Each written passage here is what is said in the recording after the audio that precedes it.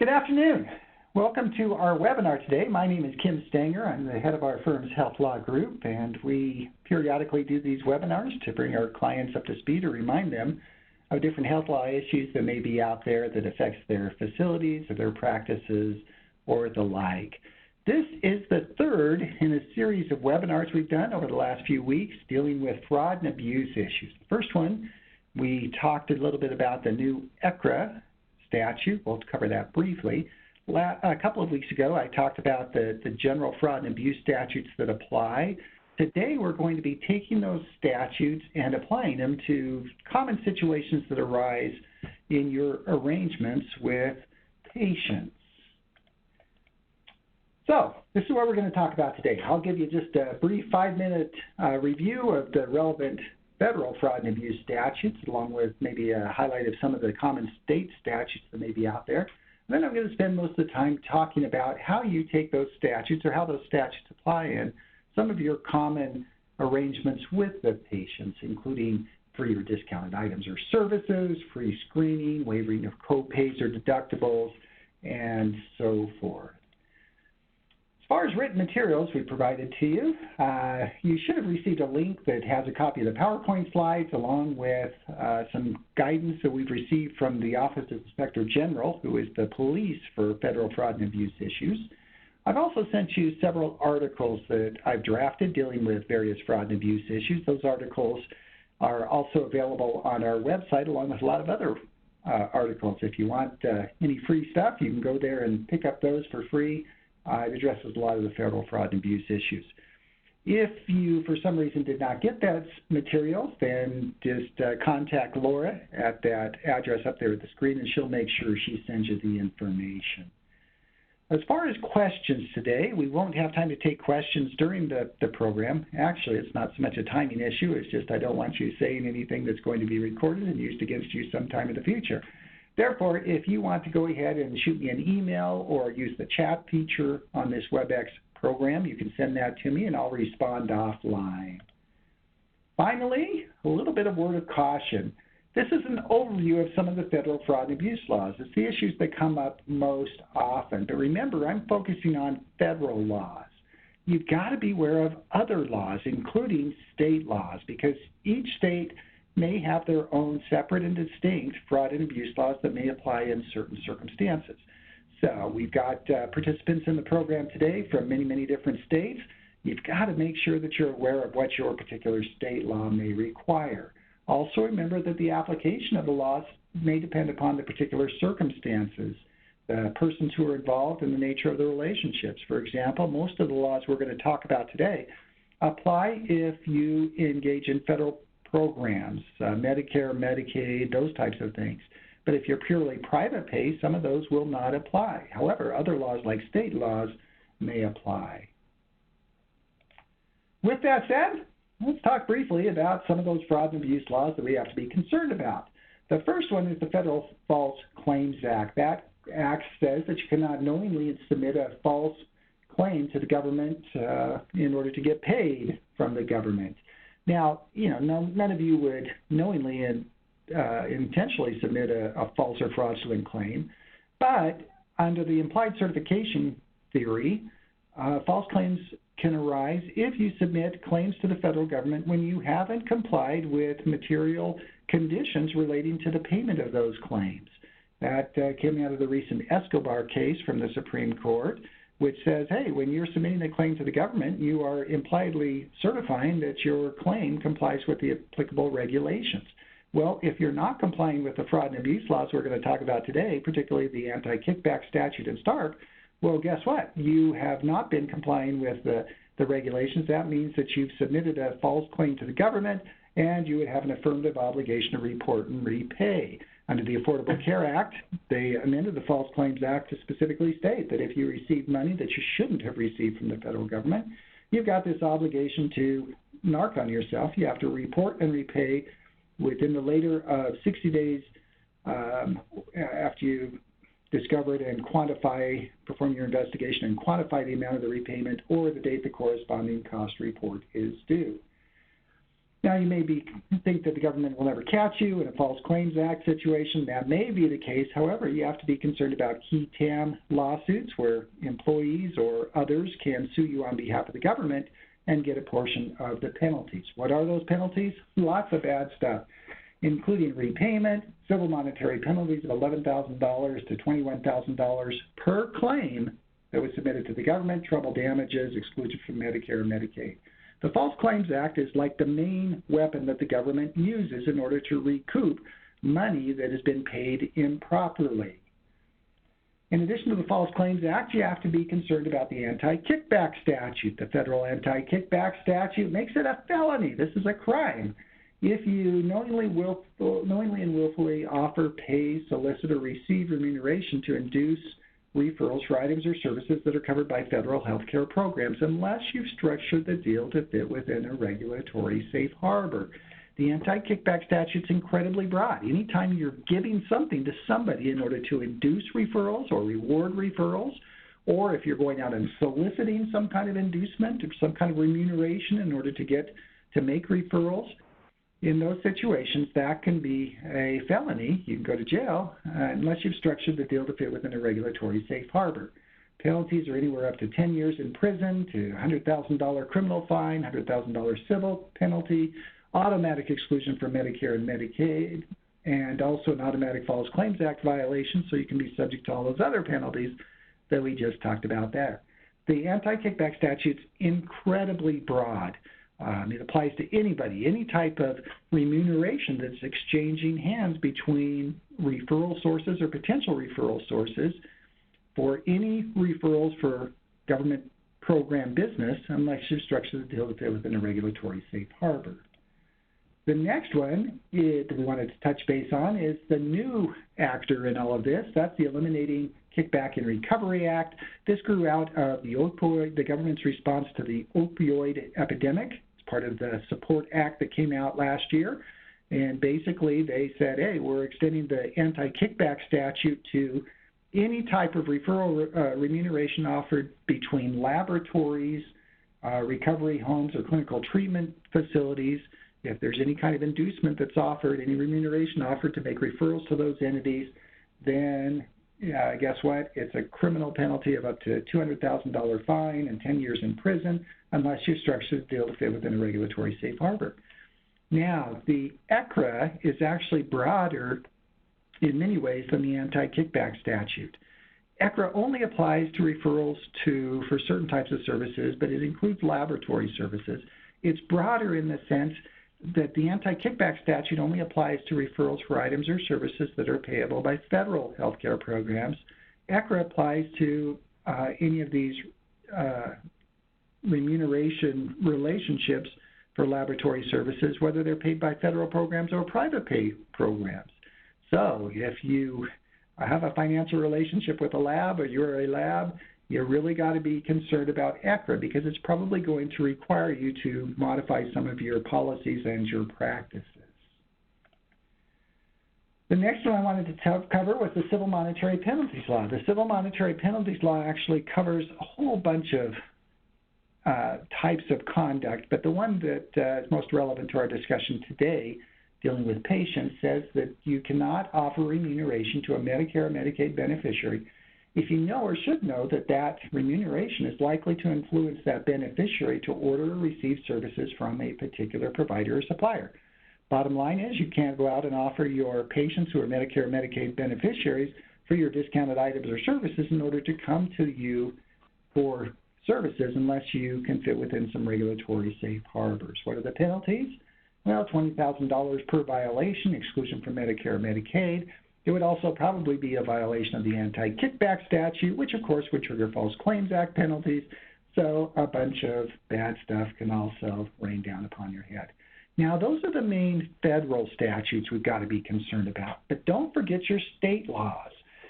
States often have their own version of the anti-kickback statute. Most of those apply to state Medicaid programs, but some of them are broader. For example, in Idaho, where I happen to be sitting today, Idaho has an anti-kickback statute that applies to any type of payer, not just government programs. In addition, almost all states have licensure acts that may implicate fraud and abuse issues. Particularly, they may prohibit physicians or other licensed professionals from paying for referrals or fee splitting, and in some circumstances, those could be expanded to include some types of relationships with patients. Medicaid statutes or regulations or provider agreements in states may also incorporate fraud and abuse issues. They may incorporate the federal laws, or they may incorporate state regulations that contain fraud and abuse overtures. There may be other statutes like consumer protection statutes or things like that may apply. So the bottom line is make sure that you're aware of any particular state statute that applies in your situation. Now remember that those state statutes may differ from the federal statutes. They may be broader than the federal statutes. Most of the ones we're going to talk about today, with the exception of ECRA, only apply if you're participating in federal healthcare programs or you're making inducements or paying for referrals or federal program business. State statutes may be broader and may actually apply to those types of remunerative relationships that you're paying in order to get patients for private pay business. So make sure that you're aware of those state statutes. Also, make sure that you check your provider or your payer agreements too. It doesn't happen too often, but I'm beginning to see third-party payer contracts that come in, and they include as part of the contract terms certain fraud and abuse issues, including some obligations maybe for repayment, prohibited paying for referrals, and things like that that make it a matter of contract. So if you violate those fraud and abuse provisions, you could be subject to a breach of contract claim under your payer contract. All right, that is a little bit of background about the rules. Let's talk about applying those rules. The bottom line here is when you're doing deals with patients, anytime you're giving patients anything that's free or discounted, then you've got to be concerned about potential fraud and abuse issues, particularly if you're dealing with Medicare or Medicaid beneficiaries. Now, that remunerative relationship, the freebies that you're offering, it could be very broad. It could be gifts, like maybe you're offering a gift basket to new mothers, or maybe you're offering a gift card or a basket of products or something else. Anytime you're giving something for free to patients, if it's likely to induce referrals, you've got to be concerned. It could be refer a friend incentives. Hey, you refer a friend to us, we'll pay you X dollars. What are you doing? You're incentivizing referrals, right? And if that friend is a Medicare or Medicaid beneficiary, then that could implicate anti-kickback statutes or other provisions. Free or discounted services, maybe free screening programs, could be free equipment, supplies, or drugs, free meals, free transportation, free parking reimbursement, waivers of copays or deductibles, write-offs, refer a friend incentives, I got that on there twice, paying premiums, anything else of value that does not reflect fair market value, where you're giving free or discounted items or services or opportunities to your patients in order to induce referrals, potentially implicates these statutes or regulations. Now, a word again about ECRA. ECRA, again, is very broad. Again, the statutes we're going to be talking about primarily only deal with federal programs. ECRA is much broader. If you are doing some kind of an arrangement with a laboratory, or if you're a laboratory who's offering some kind of incentives, either referring providers or to patients to come to you, you have to be concerned about ECRA, whether you're dealing with government payers, government beneficiaries, or even private patients. So I'm not going to spend much time talking about ECRA, but because it's limited to laboratories, but just remember that it's out there and contains significant penalties. We're still waiting on the interpretive guidelines for ECRA. Hopefully when we get that back, we'll have some more safe harbors that we can structure arrangements with labs to comply with ECRA. But in the meantime, be really careful with lab arrangements. All right, back to general principles. So you got to be concerned about offering remuneration or freebies to patients. What can you do? Well, generally, you may offer free or discounted items or services to government beneficiaries, because those are the ones who are impacted by the anti-kickback statute and the civil monetary penalties law. but you can offer free or discounted items or services to government beneficiaries if the remuneration is not likely to influence the beneficiary to order or receive items or services payable by federal health care programs. That's the standard for the civil monetary penalties law. Now, that's pretty broad, and so the government has given us some safe harbors or some outs. One of those, it doesn't appear in the regulations, but the Office of Inspector General has said that they will not come after you for a civil monetary penalties law violation if this gift or freebie that you're offering the patient is of low value, which they have defined as each item or service is less than $15, and the aggregate value of all of these $15 gifts that you give to the patient during the year don't total more than $75. So it says $15 per item or $75 per patient per year. That's the standard. If you do that, then you shouldn't have a problem under the federal the federal civil monetary penalties law. Now, there is no similar exception under the anti-kickback statute, but because the OIG enforces both of them, you're probably okay under the federal anti-kickback statute also. May not be okay under your state law, so you'd have to check your state law to see whether or not this would be such an arrangement would trigger liability under your state law. The civil monetary penalties law also has another exception for those patients who are suffering from financial need, that you can offer free or discounted items or services to the patients after you've made a good faith determination that the beneficiary has a financial need or after reasonable collection efforts have failed. You just can't get blood from the turnip. Also, that it has to be a situation where that discount or that benefit or writing off part of the bill was not offered as part of any advertisement or solicitation. So you're not out there advertising, hey, come to us, we'll write off part of your bill. It can't be tied to the provision of any other federal program business, like, hey, if you get this other service, we will write off part of the cost for this service. You can't have those lost leader relationships.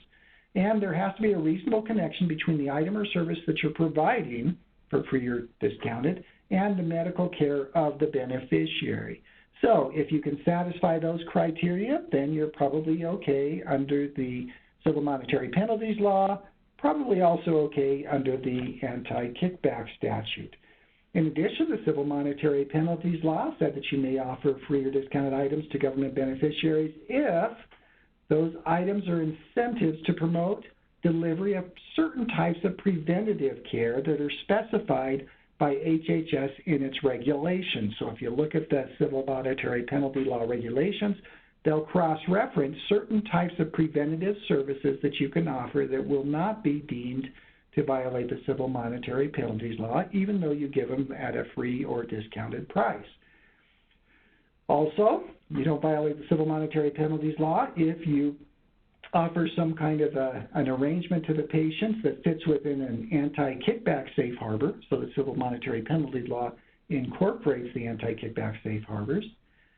It does not apply either if the civil monetary penalties law isn't going to apply if you offer any other remuneration that promotes access to care and poses a low risk of harm to patients in federal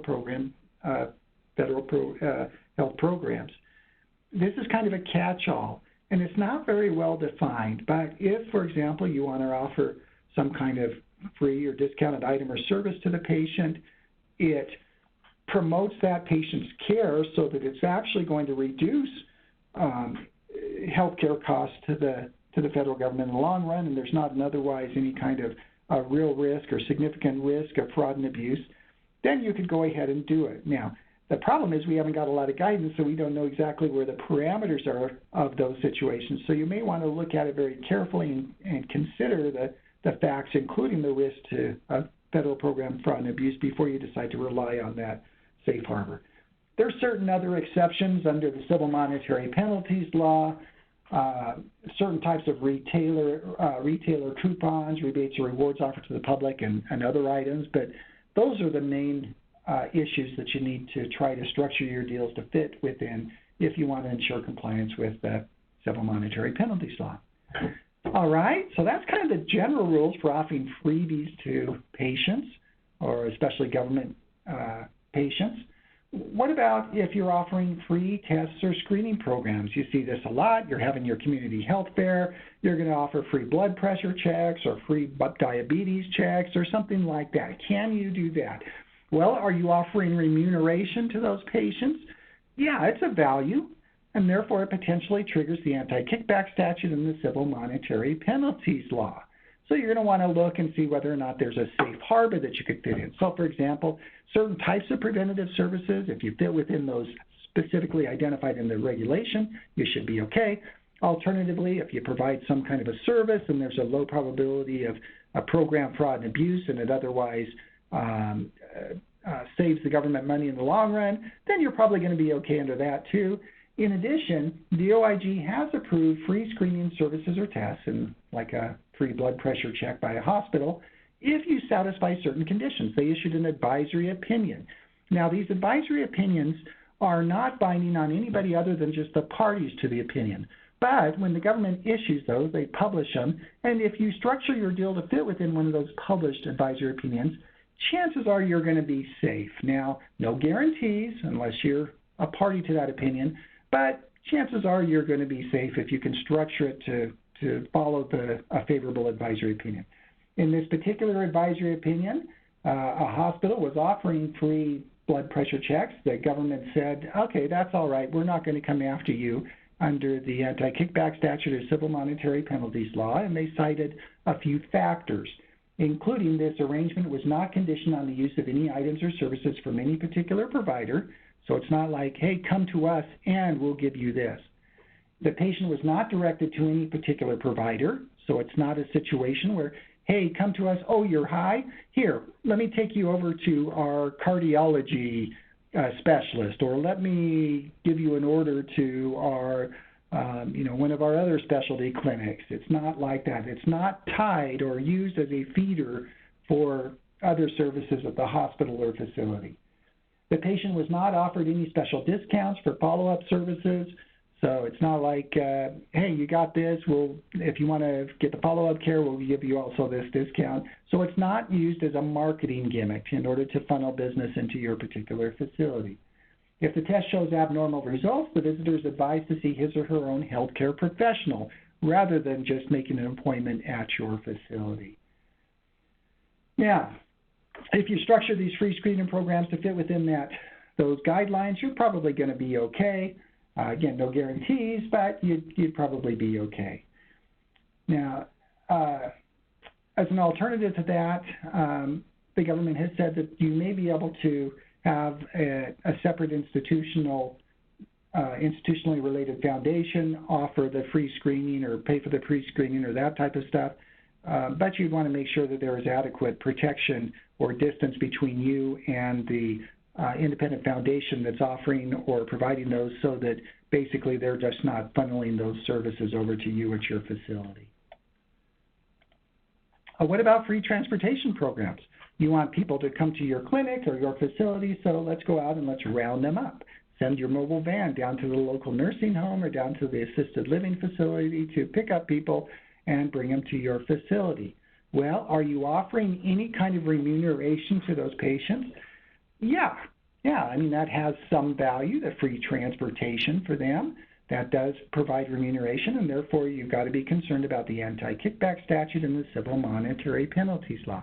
It may be that free transportation is worth less than $15 per trip, and therefore maybe you fit within that $15/$75 limit under the civil monetary penalties law. But if that doesn't apply, you can look at the anti-kickback statute safe harbors, because the anti-kickback statute safe harbors, as of a couple of years ago, added a couple of provisions dealing with transportation programs. There's two different kinds. One is a local transportation program where you just send out the van to pick up particular patients.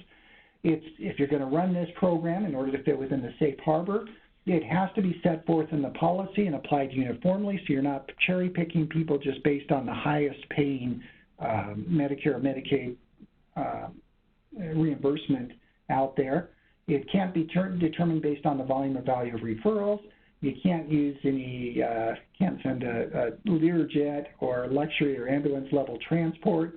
It's not publicly marketed or advertised, so you're not using this, again, as a marketing gimmick in order to get people in. Drivers are not paid per beneficiary, so they don't have an incentive to stop by and throw somebody in the van and bring them to your facility. It's only for established patients within 25 miles or in a rural area within 50 miles, so you're not going out to the next county in order to bring people back to your facility if the county's outside that 25-mile radius.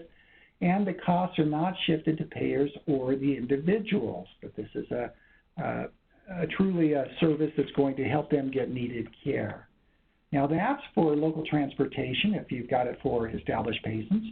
As an alternative, you could come up with a free shuttle service that operates on a set schedule. So you have kind of a round that you send them to different facilities or whatever, kind of like your normal bus stops. Again, there's certain criteria that have to be satisfied. They're up there. You just want to make sure you structure that free transportation program in order to fit within one of those regulatory safe harbors. All right, next let's talking about waiving copays or deductibles. This is a big issue out there. A lot of people have questions about that. Generally, can you waive copays or deductibles? Now you may think, what's the big deal about waiving copays or deductibles? I mean, that's the payers aren't paying for that. The government's not paying the copay or deductible. You know, that's money in our pocket. If we want to waive that, what does the government care? I mean, why do they care? Well, the reason that they care is waiving copays or deductibles creates several problems. The first is, if you waive that copay or deductible, that copay or deductible is the disincentive. It's the skin in the game that the patient has that's going to prompt them, hopefully, to utilize services appropriately. If they have no cost, no out-of-pocket cost, then there's no disincentive for them to get whatever health care they think that they might want on a particular day. They may wake up in the morning and say, I haven't got anything better to do. I think I'll go down to the doctor and get this test or that test, because if they don't have to pay for it, who cares, right? So that's one problem. Another problem is it may promote overutilization of services, and it may skew the government's actuarial basis for when they're determining, you know, what kind of coverage they're going to provide and how much premiums that they're going to charge. So it can cause problems for the payers, for the government. For all of those reasons, they don't like you waiving copays or deductibles. Waiving and copays and deductibles is specifically called out as a form of remuneration that would trigger the civil monetary penalties law and presumably the anti-kickback statute. Now, the government has identified certain situations where waiving copays or deductibles is okay for federal program beneficiaries. For example, you can waive or discount copays or deductibles after a good faith determination that the beneficiary is in financial need, or you've tried to collect their portion, that copay or deductible, from that patient, and you simply haven't been able to. Again, it's not that waiver is not offered as part of any kind of advertisement or solicitation, so you're not out there advertising, hey, come to us, we'll do insurance-only billing, or come to us and we'll waive your copay or deductible. That is a very bad thing to be doing. In addition, you can't routinely waive copays or deductibles. It can't be part of your marketing gimmick.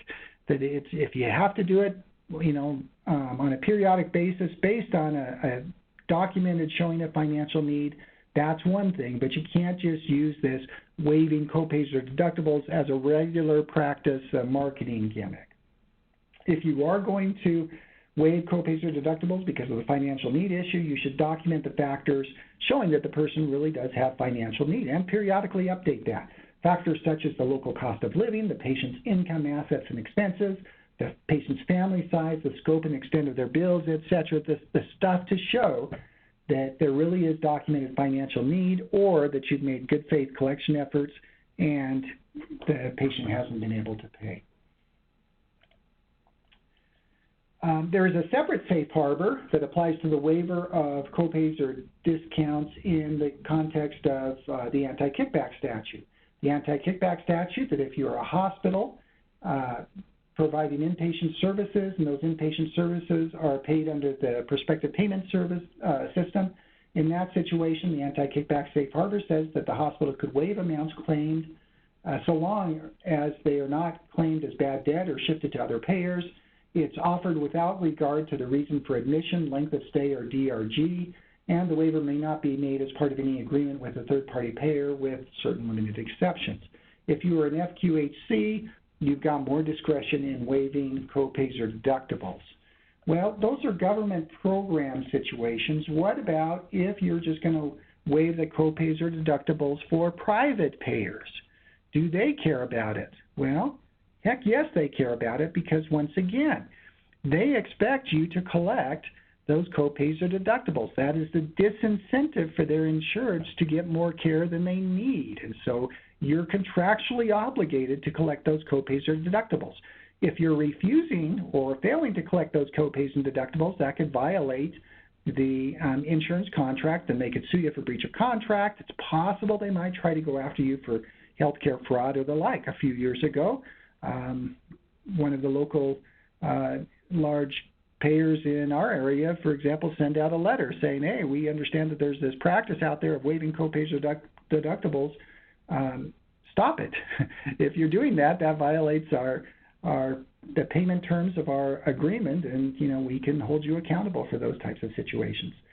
Now, again, if you've got a situation where it's documented financial need, I don't think the payer's ever going to really get upset with you. But if you really wanted to be safe, you may run those issues by your particular payer to make sure that it's consistent with your payer contract. Well, what about if you're not just going to write off the copay or deductible? What if you're just going to write off the whole bill? Is that okay? Generally, yeah. I mean, most of the time those payers don't care. They want to see you write off the whole bill. As long as they don't have to pay anything, who cares, right?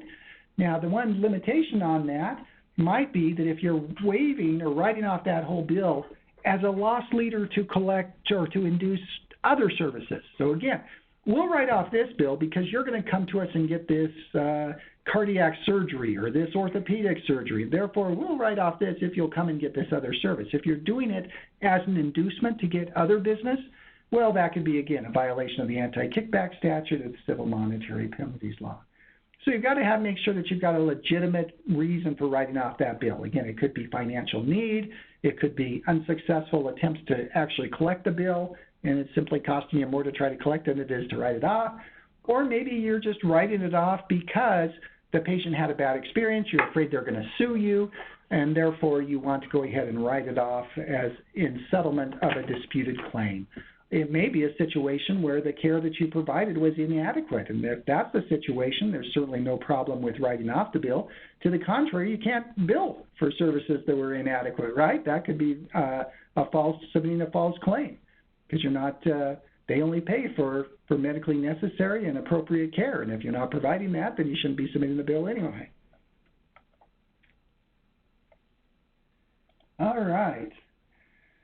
Under the civil monetary penalties law, again, the definition of remuneration specifically excludes situations where you've made a good faith determination that the beneficiary has a financial need, or after reasonable collection efforts have failed, you did not offer that ability to write off the bill as part of any kind of advertisement or solicitation. It's not tied to the provision of other federal program business, and there's a reasonable connection between any item or services that you're providing and the medical care of the beneficiary.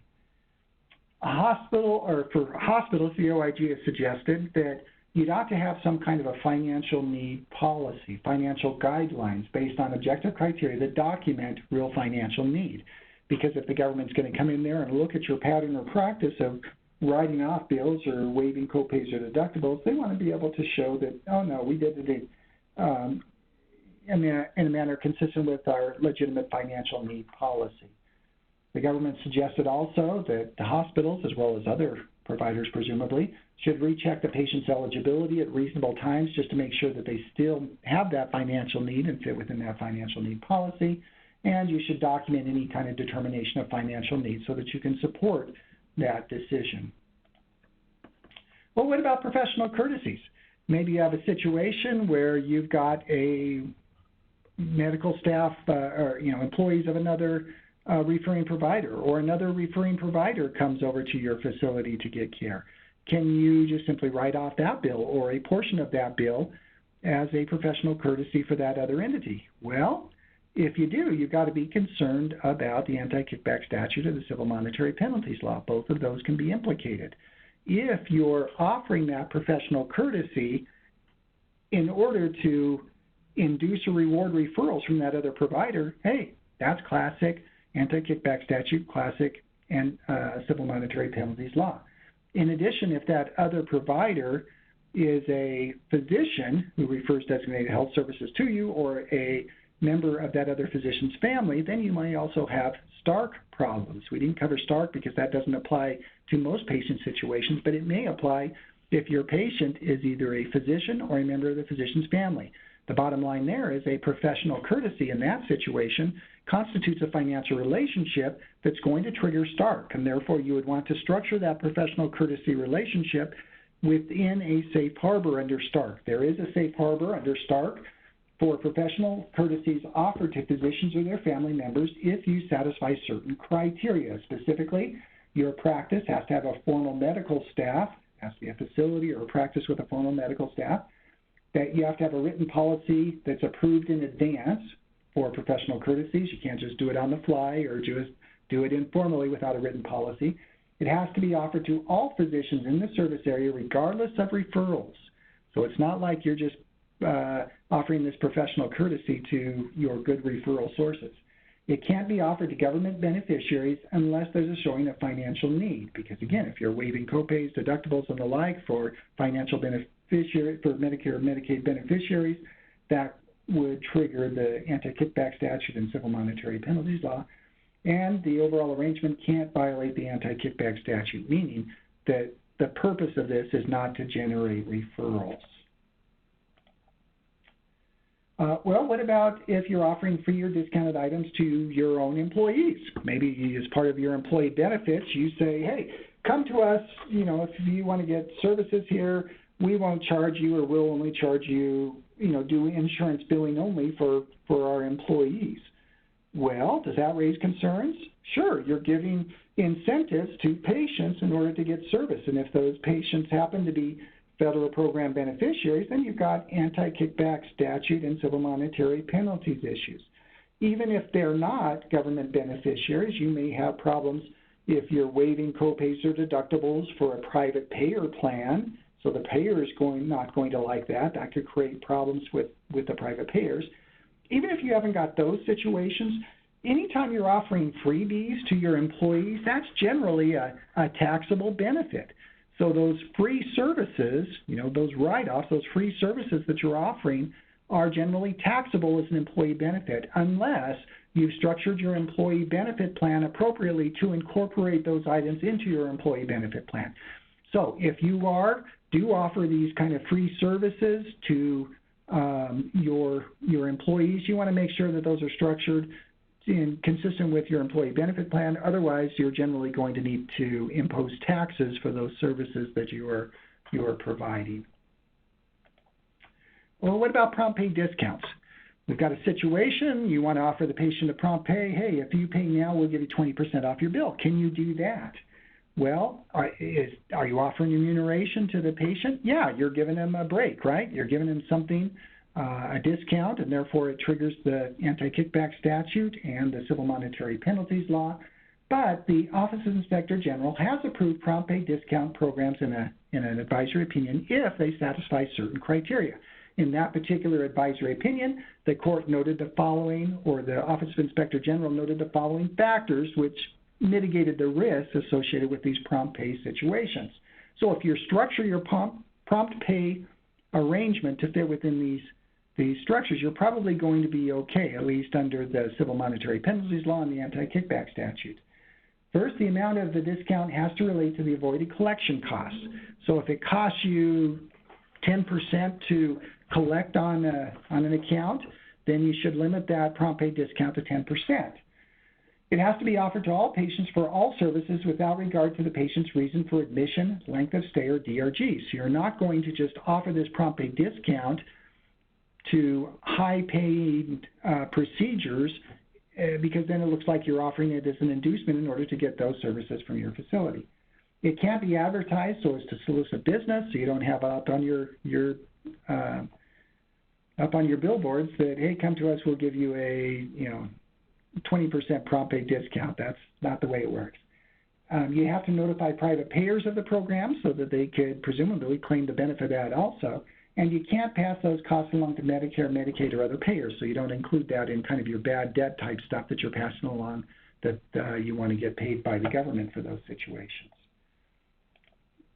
Now, those are prompt pay discounts if you're offering those prompt pay discounts to government beneficiaries. What about private pay situations? Can you offer prompt pay discounts to private pay patients? So if they pay your copay right now, we'll give you 20% off your copay.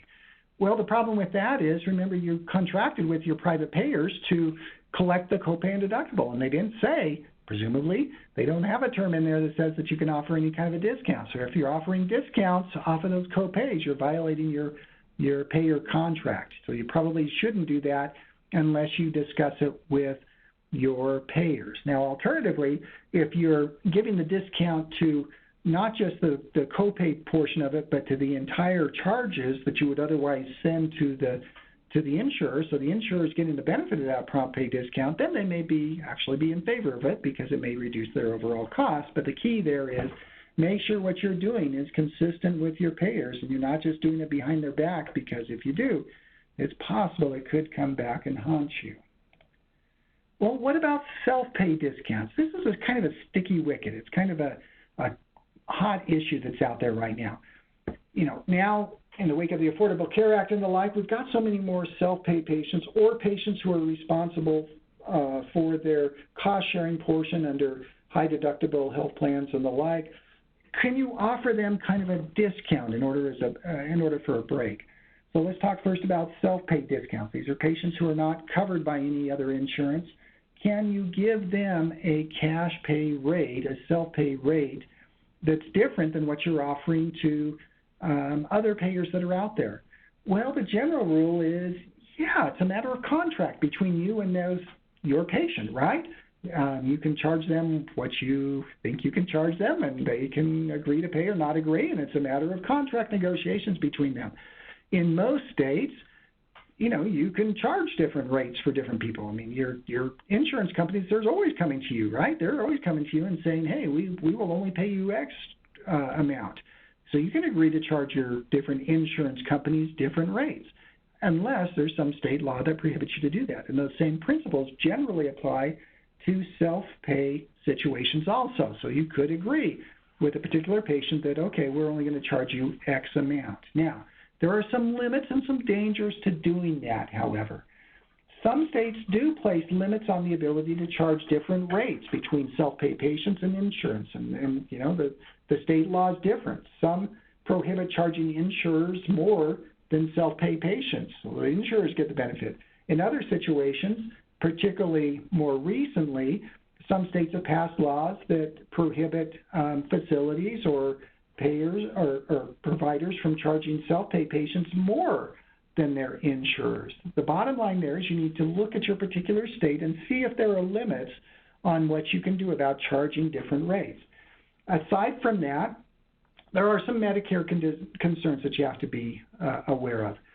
In the old provider reimbursement manual that's been around for years and years, in some of the sections, they suggest that your charge structure should be applied uniformly, and they did that because when they're apportioning charges and costs and determining charges and costs for like cost reporting, and if you're paid on the cost reporting basis and the like, then they want some kind of uniform charges. Now that's still on the books in there, so there's some statements in the provider reimbursement manual that suggest that your charges should be uniform. But with that said, I'm really not aware of anything in the last, 20 years where they've actually pursued that. And that really doesn't seem to make much sense, particularly now that we're on the PPS schedule.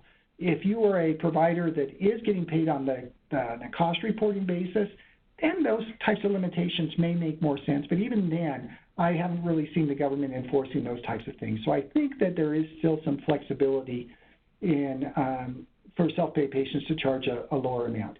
If you're an FQHC, though, the rules may not be the same. In January's 2018 MLN, MedLearn publication, they actually said that the charges must be uniform for all patients. Also, you have to be a little bit concerned about charging self-pay patients a lower amount, because in some states, insurers are allowed to put in their contracts what are called most favored nation clauses, which basically say, hey, you're not going to charge us more than the best rate you're giving somebody else. And if you're giving self-pay patients a lower rate, then suddenly you have to give that same rate to the insurance company. Now, in a lot of states, if not most states, they've banned most favored nation clauses, so the insurance company can't rely on that. But you need to be aware of the issue and check your state law to see whether that offering this lower rate may suddenly lower the rates you're getting paid from private payers. In addition, you have to be concerned because to the extent that you are getting paid based on your usual and customary rate, if you're charging a lower rate to self-pay patients, that may affect your usual and customary rate. Now, in most cases, your self-pay patients are such a small percentage of your overall patients, maybe 5%, maybe up to 10%. In that situation, it's probably such a low percentage that it may not really affect your usual and customary rate, but just be aware of those situations. Now, that does lead us into a discussion of the substantially in excess rule. Under the substantially in excess rule, the government basically says, hey, the government can exclude a provider who charges Medicare substantially in excess of the provider's usual charges. So usually you got to, Medicare gets paid either the lesser of either your usual rate or the Medicare rate. And if you're charging Medicare substantially in excess of your usual charges, then, hey, you can get excluded from the Medicare program.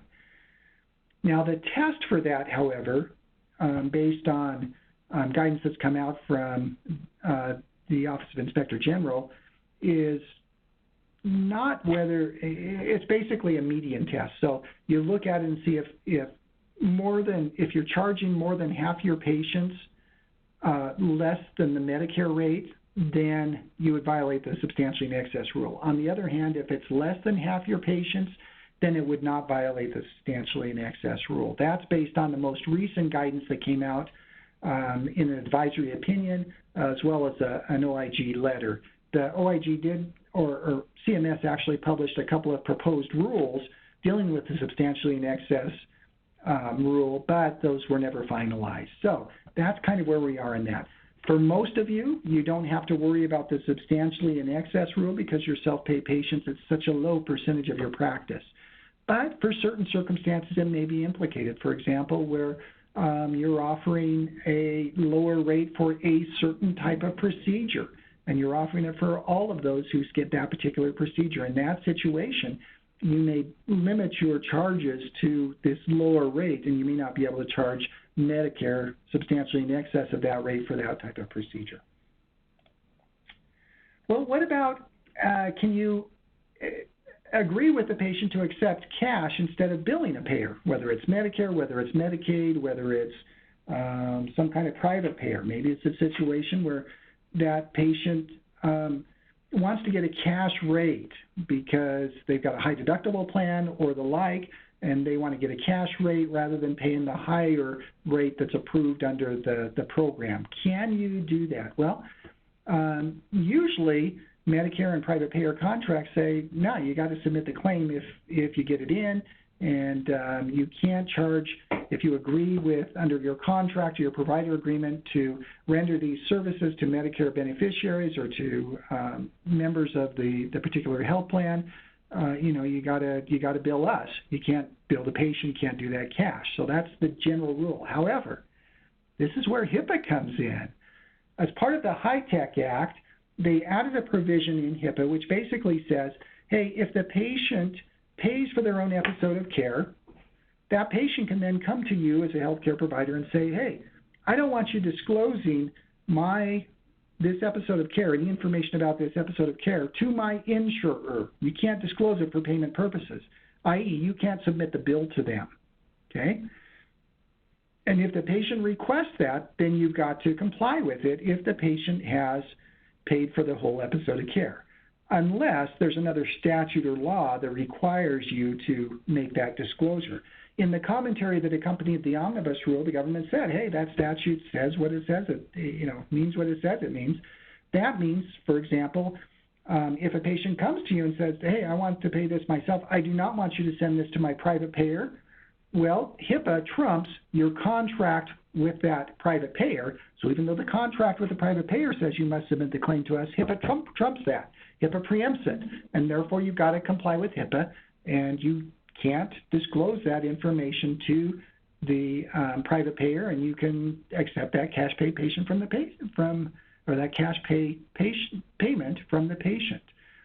Similarly with Medicare, the general rule of Medicare is you've got to submit the claim to Medicare, but there's an exception under the Medicare rule that says that you've got to get the patient's consent to submit that, and if the patient's refusing to give you the consent, therefore you don't have to make that disclosure to Medicare. So under HIPAA, under the Omnibus Rule Commentary, it says, hey, if the patient tells you, I want to pay cash for this Medicare service that would otherwise be payable by Medicare, and I don't want you to submit that to the government, then you've got to comply with that. So theoretically, if you want to do these cash arrangements, you could talk to your patients and say, hey, do you want to do this cash alternative rather than submitting the claim to the payer? If you tell me that's what you want to do, then I'm bound under HIPAA to agree to that. Now, an exception exists if the law requires you to make that disclosure. Then this HIPAA exception, this HIPAA provision about not allowing you to make the disclosure, if there's another law that requires you to make the disclosure, then you have to make the disclosure per that other law. So, for example, in your state Medicaid may not have that exception like Medicare does that says that you have to get the patient's consent to submit the bill. So your state Medicaid may require you to submit the bill, and you wouldn't be able to rely on this cash pay alternative under HIPAA. So the bottom line is you need to know your state laws. What about paying the patient's premium? You've got a patient who comes in, they want a very lucrative procedure done, maybe some kind of large orthopedic case, hip replacement or something like that, and you're going to make a ton of money by doing it, but doggone it, the patient's going to let his insurance lapse. It's in our financial best interest to tell you what, we'll pay the $500 premium for this month, and in return you get the surgery, and then the insurance company has to pay us, $30,000 for this particular procedure, right? It makes good financial sense. Does that violate any of these laws? Well, are you offering some kind of remuneration to the patient? Heck yes, you are. You're offering to pay their premium. So therefore, there is a potential for anti-kickback or civil monetary penalties law violations if they are a federal program beneficiary. Now, if you're paying the Medicare Part B, C, or D premiums, the OIG has, in an advisory opinion, there was a situation involving end-stage renal disease where they allowed a particular provider to pay the Part B premiums for that particular service if certain conditions were satisfied, but the government said, hey, this is a pretty narrow exception under this particular circumstances, and we reserve our right not to do that in other situations. Bottom line is you've got to be really careful if you're going to do that for Medicare and Medicaid beneficiaries. Probably the safer approach is to assume that it would violate the anti-kickback statute and the civil monetary penalties law. You'd better be careful about doing that unless you get an advisory opinion or are pretty darn certain that you're going to be okay after reviewing existing advisory opinions. Well, what about if you're not paying it for Part B, C, or D premiums, not under the Medicare program premiums? What about instead, what about that patient went out and secured insurance from the exchange under the Affordable Care Act? They've got a qualified health plan, they purchased the exchange, and you want to pay the premiums for that. Does that implicate civil monetary penalties law or anti-kickback statute? Well, this is kind of an interesting situation. Initially, Secretary Sebelius, when she was in there, she issued a letter and said, no, that doesn't implicate the anti-kickback statute because those aren't federal programs within the meaning of the anti-kickback statute, so you can go ahead and do it. HHS then said, whoa, wait a minute. We don't like that, even though our secretary is the one who said that. A couple of weeks later, they sent out a letter and said, okay, it may not violate the anti-kickback statute, but we don't like it. And we have significant concerns. We're going to continue to monitor this. In the meantime, you qualified health plans, you'd ought to put a provision in your insurance contracts that prohibit the payment for these premiums by third parties because it can screw up your actuarial table and the like. So as a result of that, a lot of these qualified health plans started putting in provisions in their there are policies that prohibit third parties or providers from paying those premiums. The bottom line is you'd have to look at your payer requirements. Now, in the letter and in subsequent regulations or guidance from the government that comes out, those limitations that are referenced in the letter don't apply to Indian tribes and government grant programs to Indian tribes, as well as government grant programs, or payments made by a private nonprofit foundation based on defined criteria that it depends on financial status, and this does not consider the health status, and the payment covers the entire year. So, for example, you as a hospital, you may not be able to go out there and pay those premiums, but you might be able to have a separate institutionally related foundation that does that, as long as that's an independent determination made by that foundation based on defined criteria and not just to get the money that's going to come in from this particular surgery. What about COBRA payments? Okay, could you pay private COBRA payments? Well, we don't have a lot of guidance on this particular thing.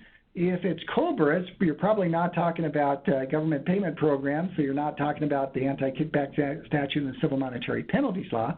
You'd still have to check state law, but COBRA, the regulations and the commentary that went along with COBRA, they seem to expressly refer to payments, COBRA payments by third parties. So you're probably able to do it for COBRA payments unless there's a contrary state law, but you better make sure that you check the relevant rules and regulations. All right, that is a general overview of some of these common issues that arise and the red flags that you need to be concerned about. What are some action items? Just some takeaways from today. Well, make sure you consider how you're addressing your situations with patients, both your billing policies, also the marketing and advertising that you may be out there doing to potential patients, especially if they're Medicare or Medicaid beneficiaries. You should review and update your compliance plan to incorporate or address these types of issues that we talked about today and make sure that your staff is aware of your compliance plan.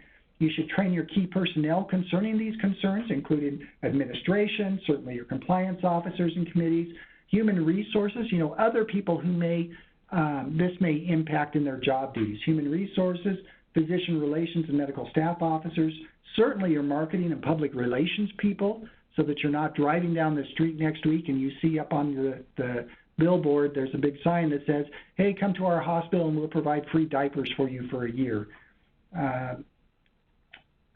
Train governing board members, purchasing accounts payable, document the training to show that you've provided the relevant training, and review and repeat as necessary, particularly as issues or concerns arise. Make sure that you quash those and you provide additional education to make sure that they don't recur. If you think you have a problem with anything we talked about today, don't sweep it under the rug. Remember, under the Affordable Care Act, you have an affirmative obligation to report and repay improper payments. So if there is a problem, make sure you suspend the practices, possibly suspend the claims before you submit them and get it worked out before you submit the claim to the government. It's one thing to submit a claim to the government when you didn't know anything was wrong. It's another thing to submit the claim to the government when you knew that there was a problem and you submitted it anyway. You could go to jail for that type of stuff, or at the very least, get hit up with those False Claims Act penalties. You should investigate the problem per your compliance plan, implement appropriate corrective action. If repayment is due, make sure you consider doing appropriate self-report and repayment to the extent it's necessary under the Affordable Care Act. If it's a pretty egregious situation, you may need to also consider doing a self-disclosure under the OIG disclosure protocol. And finally, once again, if I haven't said it enough, make sure you check and are familiar with your state law. Again, the things we've talked about today primarily deal with the federal fraud and abuse laws, but it's possible your state has other laws that would apply to your contracts or relationships with payers or with your patients. So make sure you're familiar with your particular state laws. If you need additional information, the OIG has a very helpful resource. Just type in OIG fraud and abuse and it'll take you there. Among other things, they've got the compliance resource portal that has compliance guidance. They've got training videos and the like. That's where you can find your advisory opinions and other things like that. In addition, we've got a lot of programs and webinars that are recorded that you could listen to if you want more information about this stuff. We've got publications, client alerts, and things like that on a lot of these fraud and abuse issues. You can access those on our website. There you go. That is our summary for today. On August 8th, we're going to take it the next step, and our fourth and final webinar in this series is going to be talking about financial relationships with referring providers. Today we talked about patients. Next time we're going to talk about financial relationships with other providers. If you would like to sign up for that and you haven't had the opportunity yet, you could just contact Laura and she'll make sure that you get signed up. If you have any questions about anything we've talked about today, you can, again, submit those using the chat feature. You can shoot me an email offline. Otherwise, I thank you very much for participating. It's always good to talk with you guys. Let us know if there's any other topics you think that we'd ought to address in upcoming webinars, and I hope you have a good summer.